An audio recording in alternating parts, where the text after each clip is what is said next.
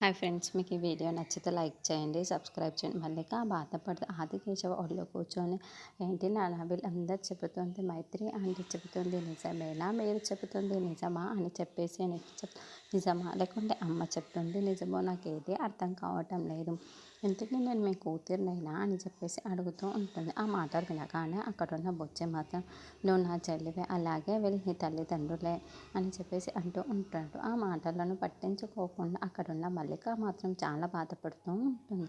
ఇంతలో అక్కడున్న బొజ్జి మాత్రం నువ్వు మాట నమ్మాలి అంటే ఆ రోజు నాకు అమ్మ తల మీద పెట్టి మాట ఇచ్చింది కదా, అలాగే ఇప్పుడు నాన్న నీకు చెబుతాడు. అమ్మ తల మెట్టి ఒట్టు పెట్టి మరీ చెప్తాడు నాన్న అని చెప్పేసి అంటూ ఉంటాడు. ఆ మాటలు వినగానే అక్కడున్న ఆదికేశవ ఒక్కసారిగా షాక్ అయిపోతూ ఉంటాడు.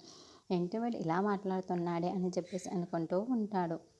ఇంతలో అక్కడున్న బుజ్జి అమ్మ ఉండు చెల్లినికి ఇప్పుడు నమ్మకం కలవాలి అంటే నాన్నతోటి అమ్మ మీద ఒట్టేయించి మరీ చెప్పిస్తాను, నువ్వు మా చెల్లివేన, మా సొంత చెల్లివేనని అని చెప్పేసి అనుకుంటూ ఆదికేశవను రమ్య దగ్గరకు తీసుకొని వస్తూ ఉంటాడు. ఇంతలో అక్కడున్న రమ్యని చూసి ఒక్కసారిగా షాక్ అయిపోతూ ఉంటాడు. అక్కడున్న రమ్య మాత్రం చాలా కోపంగా ఆదికేశవ వైపుకు చూస్తూ ఉంటుంది. ఇంతలో అక్కడున్న మల్లిక మాత్రం ఇప్పుడు నాన్న నిజం చెబుతాడో అబద్ధం చెబుతాడో చూడాలి అని చెప్పేసి అనుకుంటూ ఆదికేశవ వైపు అలా చూస్తూ ఉండిపోతాడు. ఇంతలో అక్కడున్న ఆదికేశవ మాత్రం దమ్మ తల మీద చేయి పెట్టడానికి వణుకుతూ మరి చేయి పెట్టుతూ